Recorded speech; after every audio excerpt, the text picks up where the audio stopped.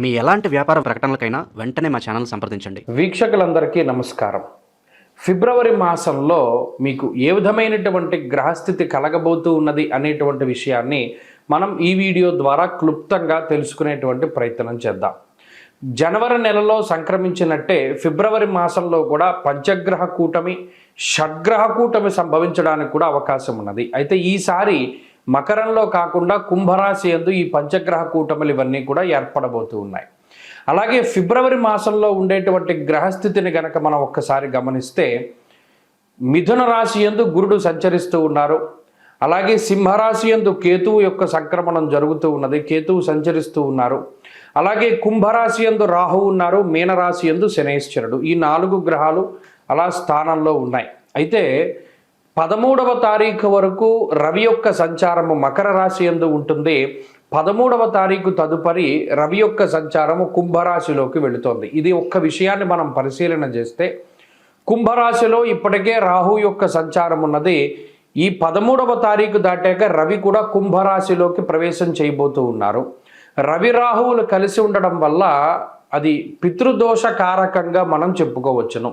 జనరల్గా అయితే రవి రాహువు కలిసినప్పుడు సూర్యగ్రహణాదులు ఇవన్నీ ఏర్పడుతూ ఉంటాయి. అయితే ఈసారి మన భారతదేశంలో ఏ గ్రహణాలు కూడా ఇప్పుడు కనబడడం లేదు. కాబట్టి గ్రహణ సంబంధమైన విషయాలపై మనం భయపడవలసినటువంటి అవసరం లేదు. కానీ ఇక్కడ రవి రాహువులు కలిసి ఉంటే పితృదోషము వస్తుంది. ఈ 13వ తారీఖు తదుపరి ఫిబ్రవరి మాసంలో ఎవరైతే జన్మించబోతూ ఉన్నారో ఆ శిశువుల పైన ప్రభావం పడుతుంది.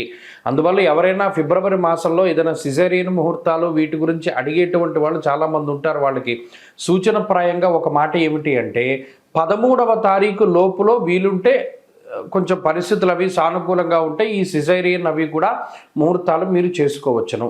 13 దాటిన తర్వాత రవి రాహువుల యొక్క కలయిక వల్ల పితృదోషం అనేటువంటిది ఏర్పడుతూ ఉన్నది. అలాగే ఈ పంచగ్రహ కూటములు, దేశారిష్ట యోగములు ఇవన్నీ ఏర్పడుతున్నాయి కాబట్టి అది కొంత జాతకం మీద ప్రభావాన్ని చూపెడుతుంది. కాబట్టి ఆ విషయాన్ని దృష్టిలో పెట్టుకోవాలి.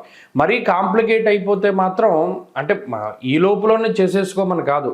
ఏమన్నా అవకాశం ఉంటే మీకు అవకాశం ఉంటే 13 లోపులో ఈ సిజేరియన్లు ఇవన్నీ కూడా చేయించుకోవడం ద్వారా పితృదోషాదులు రాకుండా ఉంటాయి. ఇది ఒక ప్రధానమైన విషయం. ఇది మీ ఆరోగ్యాన్ని బట్టి ముందుకు వెళ్ళండి, దీంట్లో ఇబ్బంది ఏం లేదు. ఇంకొకటి ఏంటి అంటే శుక్రబుధులు కూడా కుంభరాశి అంతే సంచరించబోతూ ఉన్నారు. అంటే ఇక్కడ 4 గ్రహాలు, రాహుగ్రహము, రవిగ్రహము, శుక్రగ్రహము, బుధగ్రహము, వీటితోటి చంద్రుడు కలిసిన లేదా ఈ మాసం చివరిలోనే కుజుడు కూడా కుంభంలోకి వెళ్ళబోతూ ఉన్నారు. ఈ 5 గ్రహాలు వెరసి చంద్రుడితోటి కలిపి షడ్గ్రహ కూటమి కుంభరాశిలో ఏర్పడబోతూ ఉన్నది. కాబట్టి ఈ గ్రహస్థితి వల్ల ఈ మాసంలో అటు దేశకాలమాన పరిస్థితులు ఎక్కువగా ప్రభావితం చెందబోతూ ఉన్నాయి.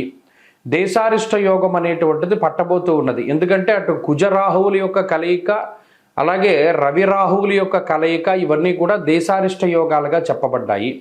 ఈ సందర్భాల్లో ఎక్కువగా అగ్ని ప్రమాదాన్ని సూచించేటువంటి విషయాలు, అలాగే వాయుతత్వ రాశి యందు ఈ గ్రహస్థితి ఏర్పడుతూ ఉన్నది. కాబట్టి అతి వేగంగా వీచేటువంటి గాలుల వల్ల కానీ లేదా గాలి ద్వారా స్ప్రెడ్ అయ్యేటువంటివి ఏమైనా ఉంటే గ్యాస్ ద్వారా వచ్చేటువంటి విపత్తులు లేదా అగ్ని సంబంధమైనటువంటి విపత్తులు, వాయు సంబంధమైనటువంటి విపత్తులు ఏర్పడడానికి అవకాశం ఉంటుంది.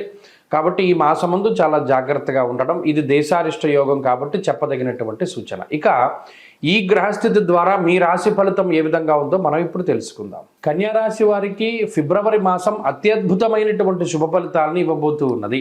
ఎందుకంటే గ్రహాలన్నీ కూడా మిశ్రమమైనటువంటి ఫలితాలను ఇచ్చేటువంటి స్థానాన్ని వదిలిపెట్టి శుభ ఫలితాన్ని ఇచ్చేటువంటి ఉపజయ స్థానంలోకి వెళ్ళబోతూ ఉన్నారు. ఉదాహరణకి షష్ఠ స్థానమందు ఉన్నటువంటి రాహు ఇప్పటికే యోగిస్తూ ఉండగా షష్ఠ చంద్రుడు, షష్ఠ బుధుడు, అలాగే షష్ఠ స్థానంలోకి రవి, మాసాంతంలో కుజుడు కూడా 6వ స్థానంలోకి వెళ్ళడం అనేటువంటిది విశేషమైనటువంటి యోగంగా మనం చెప్పవచ్చును. కాబట్టి జనవరి నెలతో పోల్చుకుంటే ఫిబ్రవరి నెల కన్యారాశి వారికి చాలా కలిసి వస్తుంది. షష్ఠే రవౌ సుసౌఖ్యాదిన్ ఎత్ర కార్యార్థ సాధనం అన్నది శాస్త్రం. అలాగే దాదాపుగా ఒక అర్ధ సంవత్సరం తర్వాత అంటే ఒక 5-6 నెలల తర్వాత కుజుడు యోగిస్తూ ఉన్నటువంటి పరిస్థితులు, 6వ స్థానమందు రవి కానీ 6వ స్థానమందు కుజుడు కానీ 6వ స్థానమందు రాహువు కానీ ఎప్పుడైతే మీకు ఉంటారో వారు చాలా అనుకూలమైనటువంటి ఫలితాన్ని, ముఖ్యంగా రోగ బాధల్ని నివారించగలుగుతారు. ఏదైనా అనారోగ్య సమస్యలు ఉన్నా లేదా ఏదైనా హెల్త్ పరంగా చాలా ఇబ్బందికరమైనటువంటి పరిస్థితులు ఉంటే వాటిని అధిగమించగలిగేటువంటి శక్తినిస్తారు. 2 సంతాన యోగము, వంశ అభివృద్ధి జరిగేటువంటి యోగము ఇత్యాది యోగాలన్నీ కూడా ఈ మాసంలో పట్టబోతూ ఉన్నాయి. కాబట్టి కన్యారాశి వారికి ఇది అత్యద్భుతమైనటువంటి మాసంగానే చెప్పవచ్చును. ముఖ్యంగా విద్యా సంబంధమైనటువంటి విషయాలు, చదువులకి, పోటీ పరీక్షలు రాసేటువంటి వాళ్ళకి, గవర్నమెంట్ ఉద్యోగం కావాలి అనుకునేటువంటి వాళ్ళకి, వీరందరికీ కూడా ఈ గ్రహస్థితి చాలా చక్కగా ఉపయోగపడుతుంది. మీలో ఆత్మస్థైర్యాన్ని నింపుతుంది. మీకుండేటువంటి నెగిటివ్స్ అన్నిటిని కూడా తగ్గిస్తూ ఉంటుంది ఈ గ్రహస్థితి. కాబట్టి ఇది మంచి తరుణము. ఫిబ్రవరి మాసం చాలా అత్యద్భుతము. మీరు మరింత అనుకూలమైనటువంటి ఫలితాలని పొందడానికై ఈ రాశి వారు, అలాగే కోర్టు కేసులకు సంబంధించినటువంటివి కొంచెం మీకు పాజిటివ్గా రిజల్ట్ రావడానికి అవకాశం ఉంటుంది. శత్రువుల పైన పరిపూర్ణమైనటువంటి విజయాన్ని సాధించడానికి ఈ గ్రహస్థితి అవకాశాన్ని కల్పిస్తూ ఉంటుంది. 6వ స్థానమందు ఉన్నటువంటి కుజుడు శుభ కార్యక్రమాలు జరిగేలా చేయడము, అలాగే ఏదైనా నష్టద్రవ్యాన్ని తిరిగి సంపాదించడం. గతంలో పలానా చోట ఇన్వెస్ట్మెంట్ చేశాను, డబ్బులు రాలేదు, స్టక్ అయిపోయాయి, అవి తిరిగి వచ్చేటువంటి పరిస్థితులు. లేదా ఏదైనా గతంలో పలానా పెట్టుబడి పెట్టి నష్టపోయాను, మరలా వాటిని సంపాదించుకోగలిగేటువంటి శక్తిని, అంటే నష్టద్రవ్య పునఃప్రాప్త్యర్థ సిద్ధి అంటారు, అంటే దాన్ని కలగజేస్తుంది ఈ గ్రహస్థితి. కాబట్టి అన్ని విధాలుగా కూడా అటు ఆరోగ్యపరంగా, ఐశ్వర్యపరంగా, సామాజికంగా ఏదైనా ఒక ఉన్నతమైనటువంటి పదవి కోసం ప్రయత్నం చేస్తూ ఉండేటువంటి వారికి పదవీ ప్రాప్తి, బాధల నుండి బయటపడేలా చేస్తారు. అంటే ఏదైనా పలానా వస్తువు తాకట్టు పెట్టాం, ఏదైనా గోల్డ్ లోన్ తెచ్చుకున్నాం, గతంలో అవసరం అయ్యి దాన్ని తీర్చగలుగుతారు. ఎవరికో ఏమో వారు తిరిగి మీరు చెల్లించగలుగుతారు. లేదు సకాలంలో మీరు వడ్డీలు కట్టగలుగుతారు, సకాలంలో మీరు అప్పులు తీర్చగలుగుతారు. మీ మాట పోకుండా చక్కగా మీరు తీసుకున్నటువంటి రుణాన్ని మీరు మాఫీ చేసుకోవడం కానీ, లేదా సకాలంలో వారికి డబ్బు చెల్లించడం కానీ, ఇవన్నీ కూడా జరుగుతూ ఉంటాయి. ప్రత్యేకించి అమ్మవారి యొక్క ఆరాధన చేస్తూ ఉండడం చెప్పదగినటువంటి సూచన. ప్రతి శుక్రవారం నాడు అమ్మవారి ఆలయ దర్శనం, అష్టోత్తర పారాయణం మంచి ఫలితాన్ని ఇస్తుంది.